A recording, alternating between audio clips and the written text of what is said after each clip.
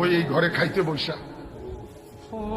আমি বলছি যে হায়, আমি একটু খানার জন্য, ভালো একটু তরকারির জন্য আমি চোখের পানি ফেলে কাঁদছিলাম। সেই আমি আজ মালিকের দয়ায়, মানুষের এই পরিমাণ মেহমানদারি যে যার কারণে মাঝে মধ্যে মানুষ কষ্ট পায়, খাইতেও পারি না। আমার আব্বারে আমি দেখছি একটা গেঞ্জি আমার আব্বার ঘামের থেকে ভিজা, আব্বার গেঞ্জিটা ভিজা যাইতো, আব্বা এটা ধুইতে দিলে ঘামের গন্ধের কারণে আমি বলতাম যে আমি পারতাম না, আমি ধুইতাম।